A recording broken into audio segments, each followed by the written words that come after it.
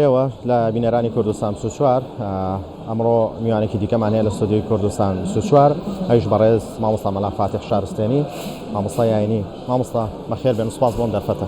سەلامەت بن یاخوا، سوپاس بۆ جەناویشتان. سوپاس مامۆستا جان. مامۆستا ئەم پێشانگانی دەوڵەتیانەی کتێب هەوار بەگشتی کتێب بە هەموو ناونیشانە جیاوازەکانی بە مەبەستن لە ئیسلامیەکان و نا ئیسلامیەکانیش چ گرنگییان هەیە بۆ کۆمەڵگەتوانن چی بۆ کۆمەڵگە بکەن؟ بسم الله الرحمن الرحیم. سوپاس و ستایش بۆ الله سبحانه وتعالى کە لەبەر گەورەی و گرنگی کتێبە دوا پەیامی خۆی کە قورئانی پڕبەرەکەت و بەخششە ناوی ناوە ئەلکیتاب. گەورەیە بۆ کتێب کە خوای پەروەردگاری جیهانیان کتێبی ئاسمانی خۆی دوا پەیام و خاتەمی پێغەمبەران محەممەد صلی الله عليه وسلم ناو بنێ کتاب ذلك الكتاب. ئەوە گەورەترین وەصف و ستایشە بۆ وشەی کتێب کە قورئانەکەمان یەکێ لە ناوەکانی ئەلکیتابە. درود و سڵاوات بۆ ئەو پێغەمبەرە خۆشەویستەی صلی الله عليه وسلم کە هەمیشە هانی ئومەتەکەی داوە بۆ زانستخوازی بۆ گەڕان بە دووی زانستە. بە دڵنیاییەوە سوپاسی پەروەردگاری جیهانیان ڕەب العالەمینی دەوێت کە کوردستانی ئازادمان ئێستا یەکێ لە بەرهەمەکانی ئازادی ڕاپەڕینی خەڵکی کوردستان لەگەڵ ئەو هەموو تێوینی و گرفتانەی کە هەشمانن ئەوەیە کە کوردستان بەڕووی جیهاندا کراوەتەوە. بوونی ئەم پێشانگانیە و دەوڵەتیانە لە شاری هەولێری پایتەختی هەرێمی کوردستان و لە شاری سلێمانی خۆشەویست و لە شار و شارۆچکەکانی تریش بە کەم و زۆر ئەوە بەڕاستی سوپاسی پەروەردگاری لەسەر دەوێت نیشانەی کرانەوەی کوردستانە بەڕووی جیهاندا. ئێمە لە ساڵانێکا دەژیاین کە من خۆم وتار خوێن و ئیمامی مزگەوت بووم. ئەو کتێبانی کە لەبەردەستمان نابوون بە پەنجەکانی دەست دەژمێردران. ئەو تەفسیرانەی قورئان کە لەبەردەستمان نابوون لە چەندانەیەک تێپەڕی نەدەکرد. چکە ڕژێمی پێشوو سانسۆرێکی وای دانابوو ئازادی هێنانە ناوەی کتێب بۆ کوردستان و عێراق بەگشتی هەر نەبوو. ئێستا دەرگایەکی ئازادی کراوەتەوە. سوپاس بۆخوا ئەو کەسەی بەڕاستی خوێنەر بێ بگەڕێ بەدوی هەر بابەتێکا کە دەیەوێ بە دڵی خۆی دڵنیام شتی دەست دەکەوێت. بەڵێ مامۆستا خۆتان بینتان لەگەڵ خوێندنەوە چۆنە و ئەوەی ئێوەی خوێندنەوە تەنها کتێبە دینیەکانە یان کتێبی دیکەشە خوێندنەوە؟ بە دڵنیاییەوە من هەر ژیانم هەمووی بۆتە کتێب. سوپاس بەخوای پەروەردگار لەگەڵ بابەتە تەکنەلۆژیاکان دەکە ئەوانەش بۆ خۆیان یعنی خراپەیەکی ئەو تویان نی ئەگە بزانی باش بەکاری بێنی. بەڵام من لە مۆبایلەوە کەنیمە لە فەیسبوک و تۆڕە کۆمەڵایەتەکانەوە کە بۆ چرکەیەک بەکاری نایەنم. سەیری تیڤی و بەرنامەکانی دەنگ و باس و ئەوانەشم زۆر بەلاوە گرنگ نییە. ژیانم جگە لە کار و کەسابەتی ڕۆژانەی خۆم بۆ بژێوی ماڵ و منداڵم الحەمدوللیلا بە فەزلی خوای گەورە. ئەوەی تری هەمووی تەرخان کراوە بۆ کتێب. دەنانەت ئێستا بڕیارم داوە ساڵانێکی زۆرە لە ژیانمدا کاتێک کە عیادەی دکتۆرێکمان هەیە بچمە نۆڕینگەیەک لەگەڵ خۆم خێزانم منداڵەکانم وەکو خەڵکی سەرە دەگرین. جار هەیە سعاتێکت پێ دەچێت تا بانگ دەکری و دەچیتە ژوورەوە بۆ لای پزیشک. ئەو سعاتە خۆم بە هیچ شتێکەوە مەشغوڵ ناکەم، کتێبێک لەگەڵ خۆما دەبەم پێشتر بۆی کاتەکانم بە فیڕۆ نەچن. زۆر کتێبم ئاوا خوێندۆتەوە. تەنانەت مناڵێکم لە مەکتەبە کاتێک کە دەچم بە دوویدا جار هەیە 40 دقە دوا دەکەوێت، نیو سعات دوا دەکەوێت، لە ئیمتیحانە درەنگ دێتە دەرەوە. هەر ئەم مەسافەیەک دوو کتێبم کڕی بوو. نظریة الفستق تیۆری فستق مامۆستا ئاودێر ئەحمەد قەمتەرانی کردوێتی بە کوردی. دوو کتێبی زۆر بە نرخە. ئەو دوو کتێبم لە ماڵەوە نەخوێندۆتەوە، بەس لەناو ئۆتۆمبیلەکەیە لە چاوەڕانی مناڵەکەما تا لە قوتابخانە هاتوۆتە دەرەوە خوێندومەتەوە. تۆ هەموو دەرفەتێکە قۆزیتەوە بۆ خوێندنەوە. هەموو کاتێکە بچم بۆ سەیرانێک، بچم بۆ سەفرەیەک، بچم بۆ میواندارێک بە دڵنیاییەوە کتێب لەناو ئێستاش ناو سیارەکەم کۆمەڵە کتێبی بەردەوام هەر تێدایە بۆی ئەوە کاتە زێڕینەکان من کە بە فیڕۆ ناچن. بەڵێ ئەم چەند ڕۆژەی کردنەوەی پێشانگاکە ئەم ڕۆژ لێرەیت و ڕۆژای ڕابردووش لێرە بووی تەواوی ڕۆژەکان هاتیت بۆ ئێرە بۆ سەردانی پێشانگاکە؟ من لە پێنجشەمەوە لە سلێمانیەوە هاتم. هەردوویە هاتنەکەم تایبەت بوو پێشانگای نێودەوڵەتی کتێب و دوێنێش دوای وتاری هەینی لە مزگەوتی ڕێگای بەهەژ ڕاستەوخۆ هاتم هەتا مەغریب لێرە بووم و ئەمڕۆ شەربیانی کە کرایەوە لێرە بووم الحەمدوللیلا. گەڕاوم و زۆر سەرچاوەی گرنگیشم دەستکەوتووە. بەڵێ مامۆستا باس لەوە کرد کە بۆ دەقەیەکیش سۆشیال میدیا بەکار ناهێنی، بەڵام ڕەنگە لە تۆڕە کۆمەڵاتیەکان زۆر بن ئەو پەیج و ئەکاونتانەی بە ناوی جەنابتانەوە. ئەمە بۆ کراوە و چیەکەن چ قسەیەکتان هەیە بۆ ئەمانە؟ من هەمیشە وتومە بە نەسیحەتی ماڵ و مناڵی خۆشم کردو. ئەو بەرهەمانەی ئێمە من تقریبا سوپاس بۆ خۆی گەورە نزیکی 30 کتێبم نووسیوە. ئێستاش نزیکی 20 کتێبێکم لە پێشانگا عرض کراوە. هەیە چاپی دووەمێتی، هەیە یەکەم چاپێتی، هەیەمانە هەر نەماوە. بەشی زۆری بۆ ڕۆژهەڵاتی کوردستانیش ڕەوانە کراوە بۆ پارچەکانی تری کوردستان. بە مناڵەکانی شمتو ئەوانە بەرهەمی مامۆستا فاتح شارستێنی نین، ئەوانە بەرهەمی ئاینی پڕبەرەکەتی ئیسلامن. مافی هەر کەسێکەیە کە بڵاویان کاتەوە. سەرەتاش لە سۆشیال میدیا من چونگە خۆم شارەزایەکی ئەوتۆم نەبوو هەرچی پیجێکی دادەنا ئەم گونێتی خێر و بڵاوی دەکاتەوە گرنگەوەی وشەی خێر بگا شەر نییە بە ناوی منەوە بێ یان بابەتەکە هی من بێ بەڵام دواتریش جاری وای استیغلال دەکرێت پێی چە بۆ پار پەیوەندی پێوەگرتووی لە ئەوروپاوە بە 2 دەفتەر دۆلار پێم بفرۆشێت بەناوی خۆتەوە چەند ساڵەکەی کردوێتەوە دام کاتێک کە ژمارەی بینەرانی زۆر بۆ پێی فرۆشتمەوە بە 2 دەفتەر دۆلار 2 دەفتەرەکەمان نەبووە فرۆشتێتی بە پێی جەشەوە ئێستا ناوەکەی گۆڕاوە لە ئاینیەوە بۆ بابەتێکی دەنگ و باسی و ڕێکلامی بازرگانی بەڵام بە نیگەرانین لەوە نیگەران نیم لەوەی کە الحەمدولله ئەگەر وشەیەکی من گەیشت بێتە گوێی کەسێک لەوە چێ کەسێک بۆ بابەتێکی خۆی بەکاری هێنابێ بەڵام چی ئەڵە گرفتی کەسێکی لە ژیانە نەکردوێتەوە دڵی غەمبارێکی خۆش نەکردووە کێشەی نێوان ژن و مێردێکی حەل نەکردووە پەروەردەی منداڵێکی ڕاست نەکردوێتەوە گەنجێکی لە لاڕێبوونەوە هێناوەتەوە سەر ڕێگای ڕاست ئەگەر ئەوە لای یەکەم مەرجیانەوەیە لای خوای پەروەردگار قبول بوو بێ ئەوەی ئامانجی منە لە ژنیاندا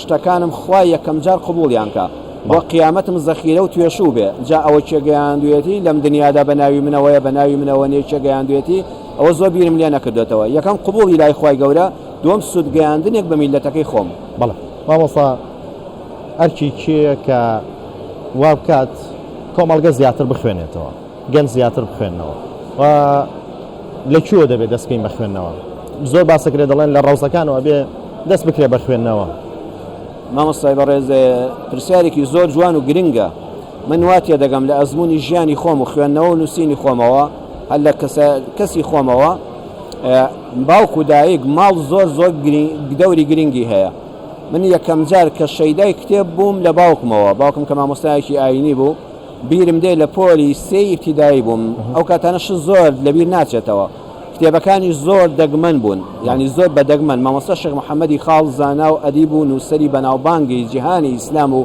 کورد و میلەتی کورد مامۆستا شێخ محەممەدی خاڵ جەنابە دەگەل لە یادت بیانبینی بێتە تەفسیری خاڵی هەبوو جزئی عەمی دەرچوو بوو جزئی عەمەت جز دەرەچوو تەفسیری خاڵ شتێکی ناوازە بوو بۆ ئەو کاتشوو بۆ ئێستاش مامۆستا بەداخەوە نەیتوانی تەفسیرەکەی تەواو کە وەفاتی کرد باوکم تەفسیرەکەی کڕی بوو جا ئێستا لە یادمە دەم خوێندەوە بابەوە نووساوە تەفیری خاڵ چونکە سینەکە نقطەکانی بۆ نەکرا و باکو دەیگوت ئەوە تەفسیری خاڵە هەموو تەفسیر چییە دەیگوت تەفسیر شیکردنەوەی قورئانە بە زمانی میلەتەکەی خۆت ئەوە لەوێەوە جاباوکم دەیگوت کتێبەکە نشکێنیتەوە بۆی بەرگەکەی پیس نەبێت دەستت چاور نەبێ وریابی دای نەنێ لەسەر شوێنی خراپ دەستت شت بێ دوای ناخواردن ئەمجا دەست لە کتێبەکە دێ بەرگەکەی مەکەیتەوە بۆی بە کتێبەکە نەپشڕە کتێبەکە ئێستا تەجرید و شەن نەبوو عنی لەو کاتەوە لە ماڵەوە کە چاوم کرایەوە لە ناو کتێبە شەیدای کتێب بووم ئەواتە دایک و باوک زۆر گرنگە مامۆستا من خۆم فەیسبووکم پێ بێ بە مناڵەکانم چی بگەم بخوێنەوە بەس کە لەبەر چاوی ئەو کتێبت خوێندەوە کە نووسیت مناڵی بە تایبەتی لە مناڵیدا یەکەم شتێک کە چاون لێ دەکات لە سایی باوکو دایشی دەکاتەوە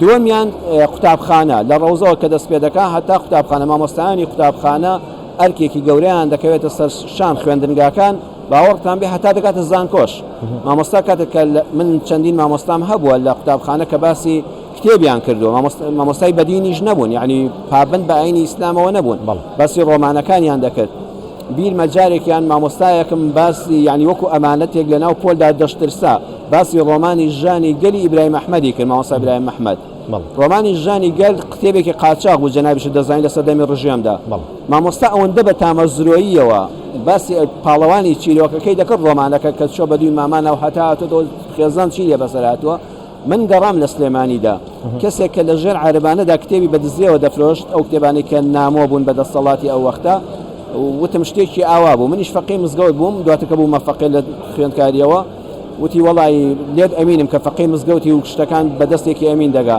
بەس بە 25 دینارە بڕوات بێت تا ئەو 25 دینارم کۆ کردەوە زۆر بە زەحمەت و ناڕەحەتی چون ئێمە هەژار بووین لە شوێنێکی هەژارانە دەمان خوێن بە نانزکی دەژیاین بەڵام ئەوەندە مامۆستا کاتی خۆی ئەو کتێبەی وا باس کرد بوو پاڵەوانی چیرۆکەکە و کۆتاییەکەی بەڵام بەداخەوە کاتێک کە بۆی هێنام کتێبێکی کۆم بوو دوو لاپەڕی کۆتاییشی پێوە نەمابوو کە دوای ڕاپەڕین کتێبەکە چاپ کرایەوە لە ساڵانی داهاتوودا ئەمجا دوو لاپەڕەکەی کۆتاییم کتێبەکەم بە تازەیی کڕیەوە سێمیشیان مامۆستا بمبورە دەسەڵات و حکومەت کەم تەرخەمێکی یەکجار گەورەیە بەس ئێمە وەزارەتی ڕۆشنبیریمان هەیە دەسەڵاتی حکومەتی هەرێمی کوردستانمان هەیە بەڵام بەڕاستی کەم تەرخەمە لە هاندانی گەنجان بۆ خوێندنەوە لەکردنەوەی قەیچەک ئەگە ساڵی دوو جای پێشانگا بکرێتەوە ئەگەر پێشانگاکە بچووک بێ خۆ حکومەت وەزارەتی ڕۆشنبیری ئەیشی چییە لە شارۆچکە بچووکەکاندا کتێبخانەی گەڕۆکی هەبێ بۆ سارەیەکی گەورە نەبێ پڕ بێ لە کتێب و بە شارۆچکەکاندا بگەڕێ بەڵێ مامۆستا باست لەوە کرد کە تۆ لەو سەردەمەیە بەو هەژاری خۆت هەر چۆنێک بۆ زەحمەتی زۆرە پارەت کۆکردوتە تا کتێبێ بکڕیت. ئێستا هەندێک لە گەنجەکان گرفتیانەوەی دەڵێن کارمانی و کەسابەتمانی و پارەمانی و پارە بۆ بە کتێب بین، بەڵام لە بەرامبەر ئامادەن مۆبایلێک تابلێتێک بە هەزارها دۆلار بکەون، کەواتە ئەمە خواستی خۆی نییە بۆ خوێندنەوە، نەکێشەی نەبوونی پارە بێت. خوێندنەوە شەیدابوونە مامۆستا. ئینسان کە لەگەڵ کتێبە تێکەڵاو بوو، چۆن کەسێک ڕێزی تایبەتیم هەیە بۆ خۆم و بۆ جەنابەت بۆ بینەران، شەیدایی پەیدا دەکات لەگەڵ ڕەگەزی بەرامبەردا، ئامادەی تێدا سەرما و گەرمای دنیا بچێشێ بۆ بینینی ئەویندارەکەی. خوێندن و خوێندنەوە شەیدابوونی کتێب دەبێت ئەو ئەوینداریەت بۆی هەبێ، ئامادەی بینی چێشتنی سەرما و گەرما ڕبڕینی ڕێگای دووربی، سکی خۆت هەڵگوشی بۆ ئەوەی کەوا بە کتێبێک بگەیت. کاتی خۆی مەزانایەکی گەورەمان هەبوو، ئێستا کوڕەکانی وابزانام لێرە دادوەری گەورەن لە دادگای تەمیز. مامۆستا مەلا عەبدوڵڵای فەرهادی یەکێکە لە عەلامە گەورەکانی کورد، زۆر جار لە وتاری جومعە ناوی ئەوانە دێنن بۆی نەوەی تازە بیان ناسێ. مامۆستا ئەو پیاوە لە کەرکووک فەقێ بووە، ئەسڵەن خەڵکی هەولێرە، ئێستا حاکم عەبدولباسط کوڕی ئەوە و کوڕەکانی هەموو پیاوانی بەڕێزن الحەمدولیلا. مامۆستا مەلا عەبدوڵڵای فەرهادی لە کەرکووک دەخوێنێ، یەکەم جار پاس پەیدا دەبێ کە پاسی تەختیان پێوتۆ لە بینی کەرکووک و هەولێرە نەفەر بگوازێتەوە هەفتەی یەک جار، یعنی ساڵی سیەکان تقریبا. مامۆستا ئاواتی ئەوە دەبێت چۆن یەکێ فڕۆکەی نەدیوە دڵێ یەکەم جار سواری فڕۆکە بمە بێت چۆن بێت چێژێکی هەبێ، ئەویش فەقێیەکە. ئەو خەڵکی کە هاوکاری کردوون، مامۆستای مزگەوت کە هاوکاری کردوون، باوکودایی کە گەشتێکی جارێک بۆ نردبێ، یعنی نزیکی یەک ساڵ زیاتر پارەی کۆ کردوێتەوە بەس پارەی سەفەری کەرکووک بێتەوە بۆ هەولێر سواری یەک پاس بێ، شتێک کە لەسەر تایە دەڕۆ زۆر عەجیبە. بەڵام مامۆستا کاتێک کە پارەکەی کۆ دەکاتەوە، خۆی لە ژیاننامەکەی خۆیدا و کتێبەکانیشی لە ئێستا لە ئەرشیفی خۆیدا ماوە لە کتێبخانە کۆنەکەی خۆیدا، ئەڵێ کە هاتم لە بازاڕی کەرکووکە تەماشام کرد کتێبێک لەسەر جادە دانرا بوو، کتێبەکەم هەڵگرت ئەوەندە بە نرخ بوو، داوام کرد بای چەندە کتێب فرۆش وتی ئەو پارەی وت کە من ساڵێک بوو کۆم کردبەوە بۆ یەک نەفرێک کە لە کەرکووکەوە بە 15 جارە بێمەوە بۆ هەولێر، بەڵام شیرینی کتێبەکە وای لێ کردم با حەز و خولیاکانم بۆ سواربوونی ئۆتۆمبیل قەیناکە با کۆتایی پێبێ، ئەوەم بەخشی بە کتێبەکە لە کەرکووکەوە هەموو ڕێگاکە بە پێ هاتمەوە لە کەرکووک بۆ هەولێر، سواری پاسەکەشم لە دەست چوو کە ساڵێک بوو پارەم بۆ کۆ دەکردەوە تەنها لە پێناوی کڕینی یەک کتێبە. ئەگەر ئاوا شەیدای کتێبی باوەڕکە چێژی لێ دەکەی. مامۆستاگەر بە کورتی وەڵام بیت و سپاس دەکەم، کاتم زۆر کەم ماوە، باس لەوە کرد کە خۆت ئەرکرد کێشاوە و کتێبخانەت بۆ هەندێک لە قوتابخانەکان کردوتەوە، ئەمەت بۆ کردووە. زۆربەی کات مامۆستایانی بەڕێز خوێندنگەکان دوو تفیان کردو، پەیوەندیەکمان هەبووە، ئێمە یەکەم جار پێشنیارمان کردو کتێبخانە بکرێتەوە، مامۆستاکانیش پەسەندیان کردووە، کە مناڵەکانم داهات قوتابخانێک کە خوێندویانە پەیوەندی و ڕاستە خۆم لەگەڵ بەڕێوەبەر و دەستەی خوێندنگادا هەبووە، خۆم کتێبم بۆ بردوون، بە پارەی خۆم کتێبم کڕیەوە لە کتێبخانەکەی خۆم لە نووسینەکانی خۆم بۆم بردوون، کتێبخانەکەمان دروست کردووە. ئێستا زۆری خوێنەرگانە کتێبخانی زۆر گەورەیان هەیە و داوامان لێ کردوون مامۆستا ڕۆژێک بەلانی کەمەوە خوێندکارەکان هەر جارە پۆلێک بەرێتە ئەو ناوەندی خوێندنەوەوە دانیشێنێ و خۆزگە حکوومەتی هەرێمی کوردستان وەزارەتی پەروەردە دەرسی خوێندنەوەشیدا بنایە، چۆن وانەی ئاین کە وانەیەکی پیرۆز و پڕبەرەکەدا، وانەی زمانی عەرەبی ئینگلیزی و بیرکاری هەیە، وانەی خوێندنەوە هەبوویایە، نمرەی لەسەر بوویایە. خوێندکارێک ئەگەر لە پۆلی سێ بنەڕەتیەوە تا 6 تا 9 تا 12 ئەم هەفتەیە چیت خوێندوتەوە، نمرەکانمان لەسەر ئەوەیە، چیت خوێندوتەوە، مامۆستا هەڵسەنگاندنێک لە ناو پۆلە، هەم خوێندکار فێریەوە دەبێت چۆن قسە بکات لە بەردەمی هاوڕەکانی داباسی ئەو کتێبەکە کە خوێندوویەوە، ڕابووخۆنی بۆ دروست دەبێتە مامۆستای داهاتوو قسەکەر و سپیکەری سەر مەنەسەکان و ناو تەلەڤیزیۆن و میدیاکان، هەروەها مامۆستاش ئەوە هاندارێک دەبێت چکە دەرەجەی لەسەرە و هەروەها تەقاندنەوەی تواناکانی قسەکردن و بیری مرۆڤ یەکێ لەوانەیە وەزارەتی پەروەردە بیری لێ نەکردێتەوە، ومێدەوارم بیری لێ بکاتەوە، وانەی خوێندنەوە بەتایبەت لە قۆناغی بنەڕەتیدا تا 9 بکرێت بە وانەیەکی گشتی دەرەجە و نمرەی لەسەر بێ و ئەوەی عەرزم کردن زۆر ئاسانیشە لە پۆلە خوێندکار ئەوەی خوێندوویەتەوە لە هەفتەیەکە جارێک بێڵێتەوە. بەڕێز مامۆستا مەلا فاتح شارستێنی، مامۆستای یانی و گوتاربێژ، سپاس بۆ ئامادەبوون، سپاس بۆ دەرفەتەی بێمەتاندا مامۆستا، سپاس بۆ جەنابتان، سەرکەوتوو بن.